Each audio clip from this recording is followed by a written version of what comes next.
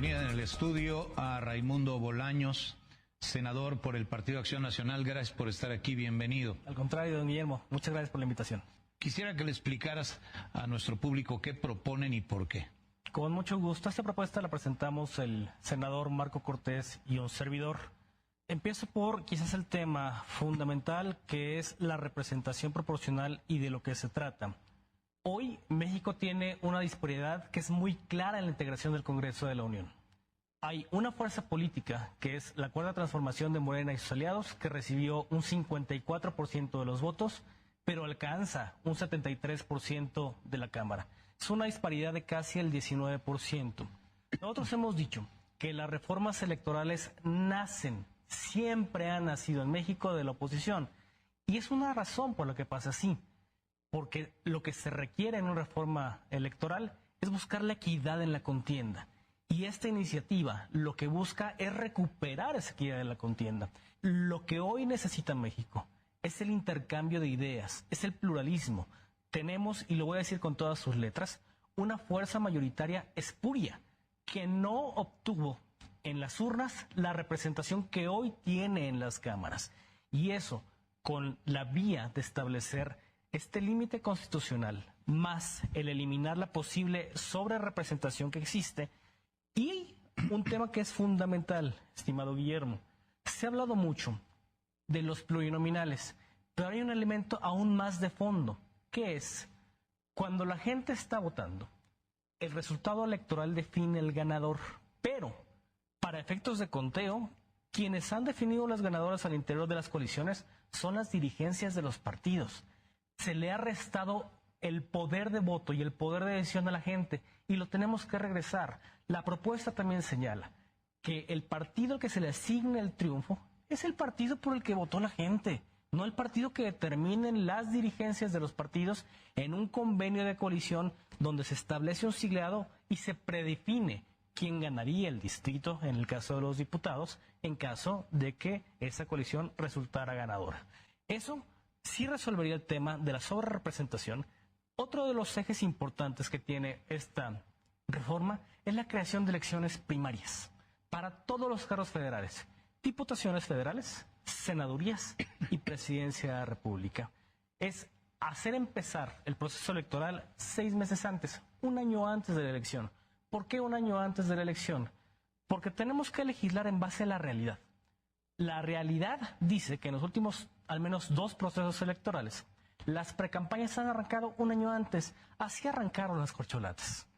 Lo que se exige o lo que se propone en esta iniciativa es que haya una elección primaria donde toda la ciudadanía pueda participar en el proceso de selección de las candidaturas de estas fuerzas políticas y elegir a las candidaturas desde ahí, organizadas por el INE, de forma simultánea y con una única jornada electoral. Todas las candidaturas se elijan al mismo tiempo. Regresemos ese poder a la ciudadanía de elegir como tal a las candidaturas de su partido político. Y algo que para nosotros es fundamental y es un irreductible. La intervención del crimen organizado en las campañas electorales es inaceptable, bajo cualquier supuesto y bajo cualquier circunstancia. De existir elementos que puedan comprobar la injerencia del crimen organizado para favorecer a un partido político, a una campaña, a una candidatura, la elección tendría que anularse, sin importar el resultado, sin importar la diferencia. Si de la investigación se derivan nexos con alguna dirigencia, la exigencia es que se extinga al partido político. Que se le retire el registro. El registro completo, para atrás. ¿Por qué? La narcopolítica y cualquier indicio de ella tiene que ser totalmente expulsado del sistema mexicano. Ahora, ¿qué esperas, senador Raimundo Bolaños, que ocurra con esta propuesta? Sé que hay otras. Ayer estuvo aquí Amado Avendaño representando a Somos MX, hablando de su propia propuesta que pusieron en manos de la presidenta de la mesa directiva, Kenia López Rabadán. Ustedes mismos en el PAN están haciendo una propuesta. La presidenta de la Cámara dijo que hay varias propuestas más, pero la gran pregunta que yo quisiera plantear es ¿qué va a pasar con todo eso si Morena, y lo apoyan sus aliados, decide darle el respaldo a lo que proponga la presidenta Sheinbaum, que como bien subrayas, es una iniciativa que por primera vez parte del Ejecutivo y no de las oposiciones. Claro. Se tendrá que discutir si cada una de estas opciones al final presentan ideas. Muchas son semejantes. Nuestra propuesta encuentra muchas semejanzas con lo que presenta Somos MX. También encuentra varias diferencias. Sabemos todos, porque está anunciado, que la semana que entra la presidenta Sheinbaum enviará esta iniciativa y será al Senado de la República. Y ahí será el momento de abrir el espacio de diálogo completo. Si Morena no cuenta con el apoyo total del PT y del Partido Verde, entonces tenemos una discusión muy amplia. Y estas propuestas que ponemos sobre la mesa, específicamente la que presentamos el senador Cortés y un servidor, no está dirigida a beneficiar a un partido específico. Está dirigida a generar condiciones justas. Y en las letras pequeñas, en esta forma de distribución de la representación proporcional, inclusive podría resultar atractivo para el PT y el Verde. Porque lo que sí puede ocurrir con ello es que obtengan su verdadera representación, no disfrazados de Morena, la propia. Y eso le conviene a todas y a todos. Que cada uno, que el valor del voto sea lo que debe darse, no más y no menos, que tu voto cuente. Es eso. Veo coincidencias, por lo menos en los partidos de oposición, y en esto sumo al Verde y al Partido del Trabajo, veo coincidencias en el tema de no debilitar la autonomía del INE. Sin duda. Y segundo, en el tema de no debilitar la representación proporcional. Lo conocemos como los pluris, pero esto es más importante de lo que parece al hablar de los pluris.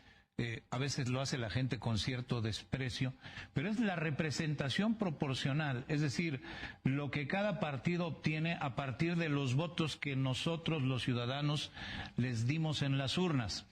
Les preocupa también la disminución de recursos públicos a los partidos, que los podría llevar a abrir sus puertas a financiamientos indeseables, por un lado, pero les preocupa asimismo que se reduzca el presupuesto del INE, que ya de por sí se encuentra acotado, para realizar elecciones como todos queremos, confiables y transparentes.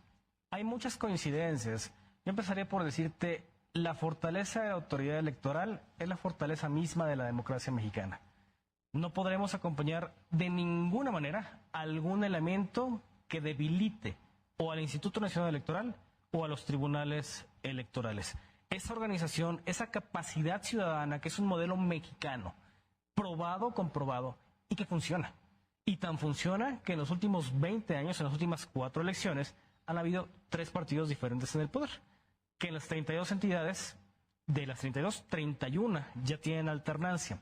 Entonces, ese tiene que ser un irreducible de partida. Los plurinominales. Hay un elemento que es fundamental y que tenemos que entender. Las minorías en este país no es que se toleren, es que se tienen que representar. Es que existen. Y esto es lo que sustenta la existencia de los plurinominales. Para que todos lo entendamos también. Morena ganó 272 distritos de mayoría, con el 54% de los votos. Si no existieran plurinominales, esto daría a que toda la oposición en conjunto tuviera 28 diputados, menos del 10%, teniendo el 46% de los votos. Y eso dejaría sin posibilidad de representar a todas esas minorías que en conjunto son casi la mitad del país. Y por eso es tan importante. En cuanto al financiamiento, podemos dialogar. Es factible que el financiamiento de los partidos sea muy alto, es posible bajarlo, pero la condicionante inequívoca, que es el fundamento de la existencia del recurso público, es de dónde vienen los recursos. Es un no rotundo a la posibilidad mínima de que exista un financiamiento del crimen organizado y del narcotráfico. Eso es lo que no se puede permitir. Si tenemos una salida de financiamiento privado, adelante, dialoguémosla, hablémosla y veamos cómo sí podemos generar un margen de discusión para hacer una democracia menos cara, pero no con el árbitro. Esta reforma electoral sería una reforma constitucional. Una reforma constitucional obliga a una mayoría calificada, lo cual quiere decir que para aprobar la reforma Morena no tiene suficiente con sus votos, sino que tendría que tener pues los del Verde o los del Partido del Trabajo, o ambos, para alcanzar esa mayoría calificada. Por ahora, sobre todo el Partido Verde, ha expresado que no está del todo conforme con lo que se ha dicho hasta ahora. Ante estas diferencias, la presidenta Sheinbaum pidió hoy esperar a que se presente la reforma electoral y siguen negociando para tratar de llegar a un acuerdo que le permita a Morena construir la mayoría calificada. Si esto llegara a suceder y la iniciativa de reforma electoral se pareciera mucho a lo que ha venido diciendo la presidenta Sheinbaum, ¿a qué México nos conduciría? Al autoritarismo total. Una reforma electoral que nazca desde lo que propone el Ejecutivo Federal, de suyo, de origen, tiene un tinte autoritario sí o sí. Insisto, cada proceso de renovación, cada reforma electoral ha partido de la oposición intentando buscar equidad. Si viene del Ejecutivo la reforma, no será para resolver los problemas que tenemos en la contienda electoral, será para buscar otra vez un régimen hegemónico. El hecho de que existan diferencias profundas, parece con el Verde y con el PT, suena novedoso, pero tendría que ser lo ordinario en una democracia, tendría que ser lo ordinario en un régimen parlamentario. Para eso están hechos los parlamentos, para que exista pluralismo, para que exista intercambio de ideas y para poder buscar un consenso. Yo celebro que los partidos aliados de Morena, aliados del régimen hoy, estén pensando también en no retroceder en la democracia, que ese tendrá que ser el sustento de todo. Nuestro sistema es perfectible, sí, por supuesto que sí, tiene fallas, sí, pero funciona.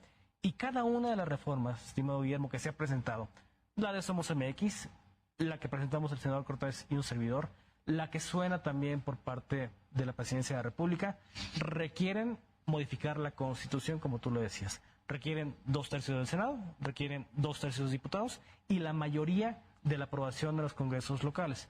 Son buenas noticias que tengamos la necesidad de dialogar.